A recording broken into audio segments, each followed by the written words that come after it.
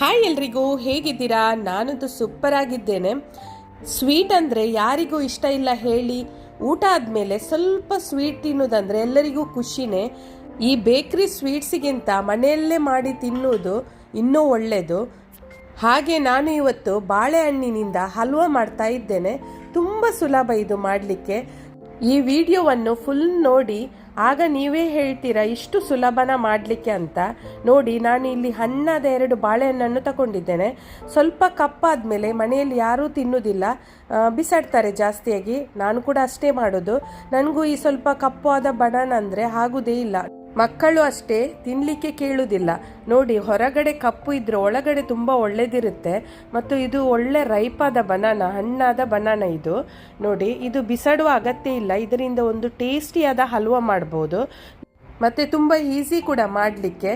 ನೀವು ಒಮ್ಮೆ ಮಾಡಿದರೆ ಮತ್ತೆ ನೆಕ್ಸ್ಟ್ ಟೈಮ್ ನೀವು ಖಂಡಿತ ಈ ಸ್ವೀಟ್ ಶಾಪಿಂದ ಸ್ವೀಟ್ ತರೋದಿಲ್ಲ, ಮನೆಯಲ್ಲೇ ಮಾಡಿ ತಿಂತೀರಾ. ಆ ರೀತಿ ನೋಡಿ, ನಾನು ಇದನ್ನು ಮಿಕ್ಸಿ ಜಾರಿಗೆ ಹಾಕ್ತಾ ಇದ್ದೇನೆ. ಇದನ್ನು ಬ್ಲೆಂಡ್ ಮಾಡಲಿಕ್ಕೆ ಉಂಟು. ಹಾಗೆ ಸ್ಮೂತ್ ಪೇಸ್ಟ್, ಕ್ರೀಮಿ ರೀತಿ ಪೇಸ್ಟ್ ಆಗಬೇಕಿದು. ಇಲ್ಲಿ ನಾನು ತಗೊಂಡಿದ್ದೇನೆ 1 ಟೇಬಲ್ ಸ್ಪೂನ್ ಅಷ್ಟು ಕಾರ್ನ್ಫ್ಲವರ್. ಅದಕ್ಕೆ ಸ್ವಲ್ಪ ನೀರನ್ನು ಹಾಕ್ತಾ ಇದ್ದೇನೆ. ನೋಡ್ಬೋದು ನೀವು, ಸ್ವಲ್ಪ ನೀರು. ಮತ್ತು ಇದನ್ನು ಸರಿಯಾಗಿ ಮಿಕ್ಸ್ ಮಾಡುವ, ಗಂಟು ಗಂಟು ಇರಬಾರ್ದು.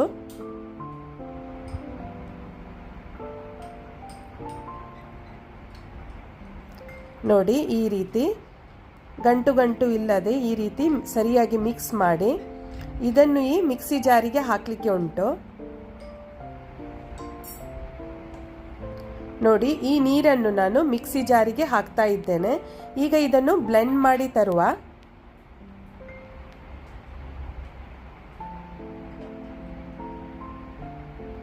ಇಲ್ಲಿ ನಾನು ಕೆಲವು ನಟ್ಸನ್ನು ತಗೊಂಡಿದ್ದೇನೆ. ನೋಡ್ಬೋದು, ಆಲ್ಮಂಡ್ ಉಂಟು ಇದರಲ್ಲಿ, ಮತ್ತು ಪಿಸ್ತಾಶೋ ಮತ್ತು ರೆಸಿನ್ಸ್ ಅಂದರೆ ಬಾದಾಮ್, ಪಿಸ್ತಾ ಮತ್ತು ಒಣ ದ್ರಾಕ್ಷಿಯನ್ನು ತಗೊಂಡಿದ್ದೇನೆ. ನಿಮಗೆ ಯಾವುದು ಡ್ರೈ ಫ್ರೂಟ್ಸ್ ಬೇಕಾದರೂ ತಗೊಳ್ಬೋದು, ಯಾವ ನಟ್ಸ್ ಬೇಕಾದರೂ ಹಾಕ್ಬೋದು. ನೋಡಿ, ಎಲ್ಲವನ್ನು ಸಣ್ಣದಾಗಿ ಕಟ್ ಮಾಡಿ ಹಾಕ್ತಾ ಇದ್ದೇನೆ. ಎಲ್ಲವನ್ನು ಇದು ಮೊದಲು ರೆಡಿ ಮಾಡಿ ಇಟ್ಟರೆ ನಿಮಗೆ ಮತ್ತೆ ಹಲ್ವಾ ಮಾಡುವಾಗ ಈಸಿ ಆಗುತ್ತೆ. ಇಲ್ಲಿ ನಾನು ಗ್ಯಾಸ್ನ ಮೇಲೆ ಪಾತ್ರೆಯನ್ನು ಇಟ್ಟಿದ್ದೇನೆ. ನೋಡಿ, ಇದಕ್ಕೆ ನಾನು ಒಂದು 3 ಟೇಬಲ್ ಸ್ಪೂನ್ ಅಷ್ಟು ತುಪ್ಪವನ್ನು ಹಾಕ್ತಾ ಇದ್ದೇನೆ. ತುಪ್ಪದಲ್ಲಿ ಮಾಡಿ, ಆಗ ಮಾತ್ರ ಈ ಹಲ್ವಾ ಉಂಟಲ್ಲ ತುಂಬ ಟೇಸ್ಟಿಯಾಗಿ ಬರುತ್ತೆ. ಇಲ್ಲಿ ತುಪ್ಪ ಬಿಸಿ ಆದಮೇಲೆ ನೋಡಿ, ಬ್ಲೆಂಡ್ ಮಾಡಿದ ಈ ಬಾಳೆಹಣ್ಣು ಉಂಟಲ್ಲ, ಇದನ್ನು ಇದಕ್ಕೆ ಹಾಕಬೇಕು. ಮತ್ತು ಕಲಸ್ತಾ ಇರಬೇಕು. ಇದನ್ನು ಸ್ವಲ್ಪ ಹೊತ್ತೂ ಬಿಡಲಿಕ್ಕೆ ಇಲ್ಲ, ಒಳ್ಳೆ ಮಿಕ್ಸ್ ಮಾಡ್ತಾ ಇರಬೇಕು. ಇದು ನೀವು ನೋಡ್ಬೋದು, ಈ ಗೀ ಜೊತೆ ಸರಿಯಾಗಿ ಮಿಕ್ಸ್ ಆಗ್ತಾ ಉಂಟು ಇದು. ನೋಡಿ, ಸ್ವಲ್ಪ ಹೊತ್ತು ಈ ಸ್ಪ್ಯಾಚುಲ ತೆಗೆಯದೆ ಮಿಕ್ಸ್ ಮಾಡ್ತಾ ಇರಬೇಕು. ಮತ್ತು ಲೋ ಫ್ಲೇಮಲ್ಲಿ ಇಡಬೇಕು. ಸ್ವಲ್ಪ ಟೈಮ್ ತಗೊಳುತ್ತೆ, 15 ಮಿನಿಟ್ಸ್ ಆದರೂ ಬೇಕು. ಐ ಫ್ಲೇಮಲ್ಲಿ ಇಟ್ಟರೆ ಇದು ಬರ್ನ್ ಆಗುತ್ತೆ. ಅದಕ್ಕೋಸ್ಕರ ಲೋ ಫ್ಲೇಮಲ್ಲಿ ಇಟ್ಟು ಇದನ್ನು ನೋಡಿ ಈ ರೀತಿ ಇದು ಮಾಡಬೇಕು. ಅಂಟು ಬರಬೇಕು ಇದು. ಅಷ್ಟು ಹೊತ್ತು ಇದನ್ನು ಸರಿಯಾಗಿ ಈ ರೀತಿ ಮಿಕ್ಸ್ ಮಾಡ್ತಾ ಇರಬೇಕು, ಅಂದರೆ ಕಲಸ್ತಾ ಇರಬೇಕು. ಇದಕ್ಕೆ ಬೇಕಾಗುವಾಗ ಸ್ವಲ್ಪ ಸ್ವಲ್ಪ ಮೇಲ್ಗಡೆಯಿಂದ ತುಪ್ಪ ಹಾಕಿದರೆ ಆಯಿತು. ನೋಡಿ, ಕೆಳಗೆ ನಿಮಗೆ ಡ್ರೈ ಅನಿಸಿದರೆ ಸ್ವಲ್ಪ ಸ್ವಲ್ಪ ತುಪ್ಪ ಹಾಕಬೇಕು. ಇದಕ್ಕೆ ಒಂದು 6-7 ಟೇಬಲ್ ಸ್ಪೂನ್ ಅಷ್ಟು ತುಪ್ಪ ಬೇಕಾಗುತ್ತೆ.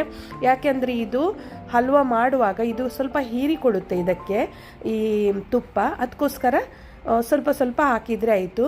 ಈಗ ನಾನು ಹಾಕ್ತಾ ಇದ್ದೇನೆ ಸಕ್ಕರೆ, ಶುಗರ್ ಹಾಕಿದ್ದೀನಿ ಇದಕ್ಕೆ. ನೋಡ್ಬೋದು ನೀವು, ಶುಗರ್ ಇದರಲ್ಲಿ 1/4 ಕಪ್ ಇದೆ, ಅಂದರೆ ಜಾಸ್ತಿ ಬೇಡ. ಯಾಕೆಂದರೆ ಈ ಬಾಳೆಹಣ್ಣು ಕೂಡ ತುಂಬ ಸ್ವೀಟ್ ಇರುತ್ತೆ, ಅಂದರೆ ಹಣ್ಣಾದ ಬಾಳೆಹಣ್ಣಲ್ಲಿ ಜಾಸ್ತಿ ಸ್ವೀಟ್. ಅದಕ್ಕೋಸ್ಕರ ಸ್ವಲ್ಪ ಹಾಕಿದರೆ ಆಯಿತು. ಮತ್ತು ನಾನು ಇಲ್ಲಿ ಕಲ್ಲರಿಗೋಸ್ಕರ 1 ಚಿಟಿಕೆಯಷ್ಟು ನಾನು ಫುಡ್ ಕಲ್ಲರನ್ನು ಹಾಕ್ತಾ ಇದ್ದೇನೆ. ಇದು ಹಳದಿ ಕಲ್ಲರ್. ಯಾಕೆಂದರೆ ಬಾಳೆಹಣ್ಣಿನ ಕಲ್ಲರ್ ಕೂಡ ಹಳದಿ ಇರುತ್ತೆ, ಅದಕ್ಕೋಸ್ಕರ ನಾನು ಹಳದಿ ಕಲ್ಲರಲ್ಲಿ ಹಾಕ್ತಾ ಇದ್ದೇನೆ. ನಿಮಗೆ ಬೇಕಾದರೆ ಇದನ್ನು ಸ್ಕಿಪ್ ಮಾಡ್ಬೋದು. ಯಾರಿಗೆ ಈ ಫುಡ್ ಕಲರ್ ಇಷ್ಟ ಇಲ್ಲ ಅಂಥವ್ರು ಇದನ್ನು ಸ್ಕಿಪ್ ಮಾಡ್ಬೋದು. ಆದರೆ ನಾನು ಇಲ್ಲಿ ನೋಡಲಿಕ್ಕೆ ಕೂಡ ತುಂಬ ಚೆಂದ ಕಾಣ್ತದೆ ಅಂತ ಸ್ವಲ್ಪ 1 ಚಿಟುಕಿಯಷ್ಟು ನಾನು ಕಲ್ಲರ್ ಹಾಕಿದ್ದೇನೆ. ಈಗ ನೋಡಿ, ಇನ್ನೂ ಸ್ವಲ್ಪ ಡಲ್ ಉಂಟು ಈ ಕಲರ್, ಅದಕ್ಕೆ ನಾನು ಇನ್ನೊಂದು ಚಿಟಿಕೆ ಹಾಕಿದ್ದೇನೆ, ಅಂದರೆ 2 ಚಿಟಿಕೆಯಷ್ಟು ಕಲರ್ ಹಾಕಿದ್ದೇನೆ. ಸ್ವಲ್ಪ ಡಾರ್ಕ್ ಎಲ್ಲೋ ಕಾಣಲಿ ಅಂತ, ಅಂದರೆ ನೋಡಲಿಕ್ಕೆ ಕೂಡ ಚೆಂದ ಕಾಣ್ತದೆ. ಅದಕ್ಕೋಸ್ಕರ ನೋಡಿ ಯಾವ ರೀತಿ ಬಂದಿದೆ ಇದು. ಮತ್ತು ನಿಮಗೆ ಯಾರಿಗೆ ಶುಗರ್ ಇಷ್ಟ ಇಲ್ಲ ಅವರು ಸ್ವಲ್ಪ ಬೇಕಾದರೆ ಬೆಲ್ಲ ಹಾಕ್ಬೋದು, ಜಾಗ್ರಿ. ಜಾಸ್ತಿಯಾಗಿ ಬಾಳೆಹಣ್ಣು ಉಂಟಲ್ಲ ತುಂಬ ಸ್ವೀಟ್ ಇರುತ್ತೆ, ಅದಕ್ಕೋಸ್ಕರ ಜಾಸ್ತಿ ಸ್ವೀಟ್ ಬೇಡ ಇದಕ್ಕೆ, ಸ್ವಲ್ಪ ಹಾಕಿದರೆ ಸಾಕು. ಮತ್ತು ನೋಡಿ ಸರಿಯಾಗಿ ಮಿಕ್ಸ್ ಮಾಡಬೇಕು ಇದನ್ನು ಈ ರೀತಿ. ಮತ್ತು ಲೋ ಫ್ಲೇಮಲ್ಲಿ ಇಟ್ಟು ಈ ಹಲ್ವಾ ಮಾಡಬೇಕು. ಮತ್ತು ಈ ಥರ ಅಂಟಂಟು ಬರಬೇಕು, ಅಷ್ಟು ತನಕ ನೀವು ಇದನ್ನು ಮಿಕ್ಸ್ ಮಾಡ್ತಾ ಇರಬೇಕು. ಕೆಳಗಡೆ ಒಂಥರ ಬಬಲ್ಸ್ ರೀತಿಯಲ್ಲಿ ಬರುತ್ತೆ ನೋಡಿ, ಆ ರೀತಿ ಹಾಕಬೇಕು. ನೋಡಿ ಎಷ್ಟು ಚೆಂದಾಗಿ ಬಂದಿದೆ ಇದು ಹಲ್ವಾ, ನೋಡ್ಬೋದು ಬಬಲ್ಸ್ ರೀತಿಯಾಗಿ. ಮತ್ತು ಸೈಡೆಲ್ಲ ತಳ ಬಿಟ್ಟು ಕೊಟ್ಟಿದೆ ಇದು. ಈಗ ಇದಕ್ಕೆ ಲಾಸ್ಟ್ ನೀವು ಕಟ್ ಮಾಡಿ ಇಟ್ಟ ಡ್ರೈ ನಟ್ಸನ್ನು ಹಾಕಿದರೆ ಆಯಿತು ನೋಡಿ. ಮತ್ತು ಗ್ಯಾಸನ್ನು ಬಂದ್ ಮಾಡಬೇಕು ನಟ್ಸ್ ಹಾಕಿದ ಮೇಲೆ, ಯಾಕೆಂದರೆ ನಮಗೆ ಈ ನಟ್ಸ್ ಕುಕ್ ಆಗಲಿಕ್ಕೆ ಇಲ್ಲ, ಇದು ನಮಗೆ ಕ್ರಂಚಿ ತಿನ್ನುವಾಗ ಬಾಯಲ್ಲಿ ಬರಬೇಕು. ಅದಕ್ಕೋಸ್ಕರ ನೋಡಿ ಗ್ಯಾಸ್ ಬಂದ್ ಮಾಡಿ ಇದನ್ನು ಕೂಲ್ ಆಗಲಿಕ್ಕೆ ಇಡುವ ಸ್ವಲ್ಪ ಹೊತ್ತು. ಇಲ್ಲಿ ನಾನು ನೋಡಿ ಫಾಯಿಲ್ ಪೇಪರನ್ನು ರೆಡಿ ಮಾಡ್ತಾ ಇದ್ದೇನೆ. ಇದರಲ್ಲಿ ಸೆಟ್ ಆಗಲಿಕ್ಕೆ ಉಂಟು, ಸೆಟ್ ಮಾಡುವ ಅಂತ. ಈ ರೀತಿ ಇದು 2 ಬಾಳೆಹಣ್ಣಿನಿಂದ ಒಂದು 3 ಮಂದಿ ತಿನ್ನುವಷ್ಟು ಹಲ್ವಾ ಬರುತ್ತೆ, ಜಾಸ್ತಿ ಏನೂ ಬರಲ್ಲ, ಸ್ವಲ್ಪ. ನೋಡಿ ಇದಕ್ಕೆ ನಾನು ತುಪ್ಪದಿಂದ ಗ್ರೀಸ್ ಮಾಡ್ತಾ ಇದ್ದೇನೆ, ಅಂದರೆ ನಮಗೆ ತೆಗೆಯುವಾಗ ಸ್ವಲ್ಪ ಈಸಿಯಲ್ಲಿ ಬರಲಿ ಅಂತ, ಅಂದರೆ ಈ ಫಾಯಿಲ್ ಪೇಪರಿಗೆ ಅಂಟ್ಕೊಳ್ಬಾರ್ದಂತ ನಾನು ಇದು ತುಪ್ಪದಲ್ಲಿ ಗ್ರೀಸ್ ಮಾಡಿದ್ದೇನೆ. ಈಗ ಇದಕ್ಕೆ ನೀವು ರೆಡಿ ಮಾಡಿ ಇಟ್ಟ ಹಲ್ವಾವನ್ನು ಇದಕ್ಕೆ ಹಾಕಬೇಕು ಈ ರೀತಿ.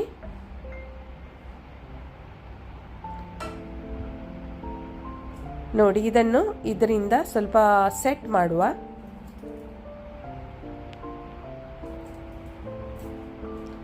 ನೋಡಿ ನಟ್ಸ್ ಎಲ್ಲ ಹಾಕಿ ಯಾವ ರೀತಿ ಬಂದಿದೆ ಅಂದರೆ ತುಂಬ ಟೇಸ್ಟಿಯಾಗಿ ಬಂದಿದೆ. ಮತ್ತು ಇದನ್ನು ಕೂಲ್ ಮಾಡಲಿಕ್ಕೆ ಇಡು, ಒಂದು ಹೊರಗಡೆನೇ ಇಟ್ಟರೆ ಆಯಿತು.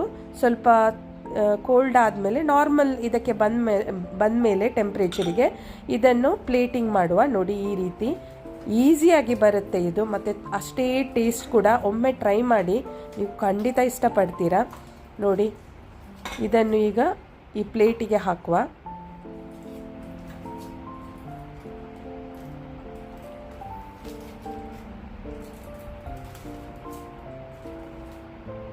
ನೋಡಿ ಎಷ್ಟು ಈಸಿಯಾಗಿ ಇದು ಬಂದಿದೆ, ಅಂದರೆ ತಳ ಕೂಡ ಅಂಟ್ಕೊಳ್ಳಿಲ್ಲ, ಅಂದರೆ ಈ ಫಾಯಿಲ್ ಪೇಪರ್ಗೆ ಏನು ಅಂಟ್ಕೊಳ್ಳಿಲ್ಲ, ಈಸಿಯಾಗಿ ಬರುತ್ತೆ ಇದು.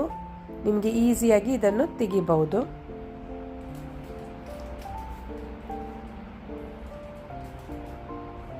ನೋಡಿ ಪರ್ಫೆಕ್ಟ್ ಆದ ಹಲ್ವಾ ರೆಡಿಯಾಗಿದೆ. ಇದೇ ನೀವು ಮೆಜರ್ಮೆಂಟಲ್ಲಿ ಮಾಡಿದರೆ ನಿಮಗೆ ಈ ಸ್ವೀಟ್ ಶಾಪಿಗೆ ಹೋಗಿ ಹಲ್ವಾ ತರಬೇಕಂತ ಇಲ್ಲ, ಮನೆಯಲ್ಲೇ ಈಸಿಯಾಗಿ ಮಾಡ್ಬೋದು.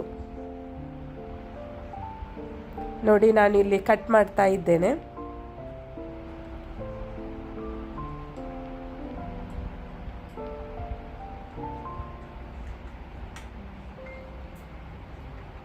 ಇದನ್ನು ನಿಮಗೆ ಎಷ್ಟು ದಿನ ಬೇಕಾದರೂ ಇಡ್ಬೋದು, ಅಷ್ಟು ದಿನ ಉಳಿಯಲ್ಲ, ಒಂದೇ ದಿನದಲ್ಲಿ ಖಾಲಿ ಆಗುತ್ತೆ. ನೋಡಿ ಯಾವ ರೀತಿ ಬಂದಿದೆ, ಸೂಪರ್ ಆಗಿದೆ ಅಲ್ವಾ. ಸ್ವೀಟ್ ಕೂಡ ಪರ್ಫೆಕ್ಟ್ ಆಗಿದೆ ನೋಡಿ. ಮತ್ತು ನಟ್ಸ್ ಎಲ್ಲ ಹಾಕಿ ಕ್ರಂಚಿಯಾಗಿ ತಿನ್ನಲಿಕ್ಕೂ ಕೂಡ ಒಳ್ಳೆಯದಾಗುತ್ತೆ. ನೀವು ಕೂಡ ಮನೆಯಲ್ಲಿ ಟ್ರೈ ಮಾಡಿ. ಇಷ್ಟ ಆದರೆ ಒಂದು ಲೈಕ್ ಮಾಡಿ, ಶೇರ್ ಮಾಡಿ, ಸಬ್ಸ್ಕ್ರೈಬ್ ಮಾಡಿ. ಬಾಯ್.